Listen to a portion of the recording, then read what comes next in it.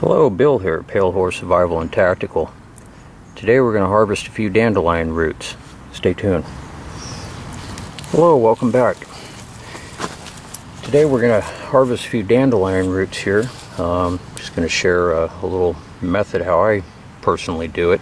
If you have a method that works better for you, then by all means use it. Already been at work harvesting a few.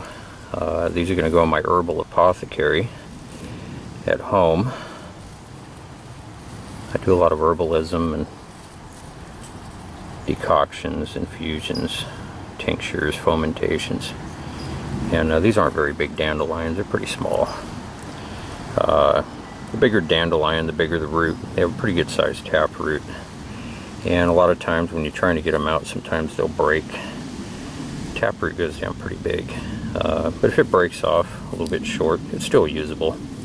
There's still enough of the tuber there. You're getting a lot of the beneficial elements there. So anyways, the way I just use a screwdriver. You can use a digging stick if you want to go primitive. And I just start digging out the area around the root. You'd be amazed how far these things go down.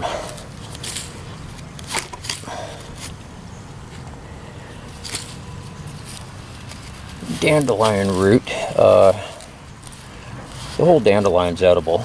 I'm going to do a separate video on identification. The entire plant is edible. Has a lot of medicinal qualities to it. It's a good liver toxifier. It's a diuretic.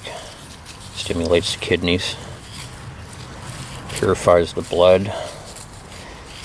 It's even said that the roots have anti-cancer properties. There's a lot of vitamins and minerals. I'll post up more information in the captions on this video. It's a substance in the roots called inulin. You have higher concentrations of that in the winter months, and it's said to have anti-cancer properties. I was reading a lot of testimonials online about people who've had very positive results treating cancers with it. I just work your way around the root. You can see we're getting it, sort of get pretty loosened up here. I'll be posting up a lot more videos on herbalism as time goes on.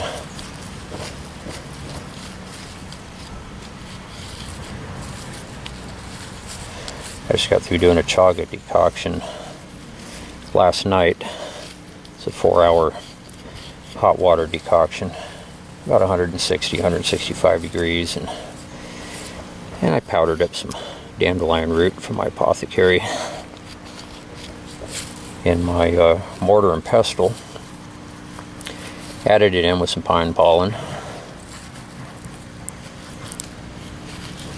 and Plantago lanceolata, which is a plantain, narrow-leaf plantain, which I wild harvested. I like to harvest a lot of my own herbs, and a lot of what are considered weeds, common weeds, are actually very medicinal and edible. Many of these have come from Europe or Eurasia, brought over here by the early settlers in the 1800s. And they've been used medicinally and still are in Europe for various ailments, and they're very nutritious. If you've never tried dandelion greens, they're very tasty. So even these small dandelions, the taproots go down quite a ways. You just basically keep going around and around with your digging implement. Try to get as much of the root as possible. You can make a poultice out of the dried roots. And the way I dry mine, I just put them in an herb basket. It's a wire basket, so they get air all the way around them. And they'll shrink and turn black as they dry. And once they're nice and hard, you can powder them up in a mortar and pestle. Add a little bit of purified water, form a paste, and put it on a piece of gauze and apply it to a boil, rash. It's very anti-inflammatory properties to it. Change the dressing out a couple times a day. It's a very effective poultice. Well, this little guy goes down in here.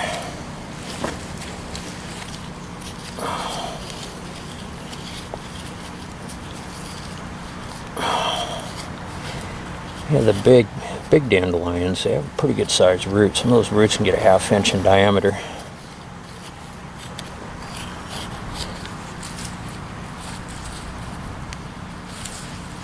This guy really goes down in here.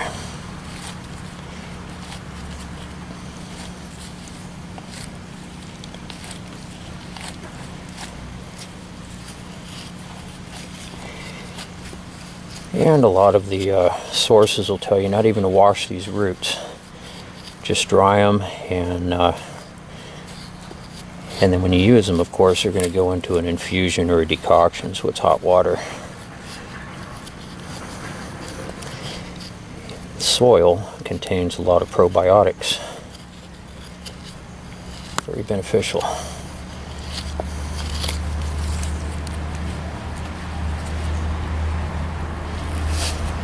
We'll eventually reach the end of this guy here.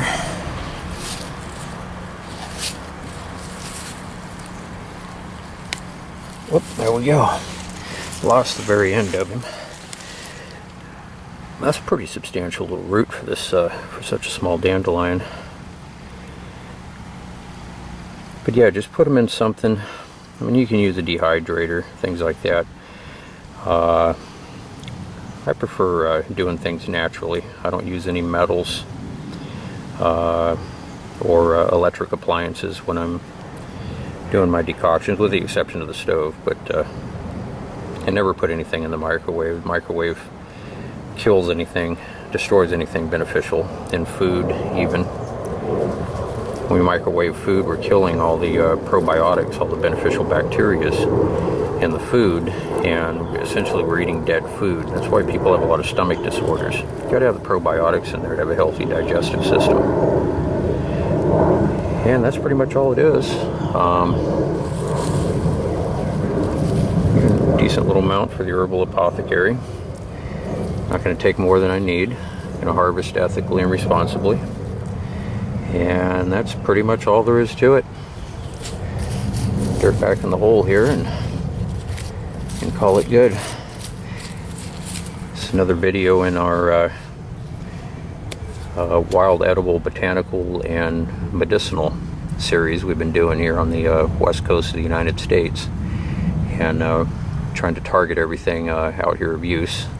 And we'll be putting in a lot of bushcrafting videos and gear reviews and all types of different things as time goes on. So having a lot of fun doing this. We appreciate your viewership, and please like, subscribe, and share. We appreciate your support, and we will see you soon on the next one. Have a good day. Bye-bye.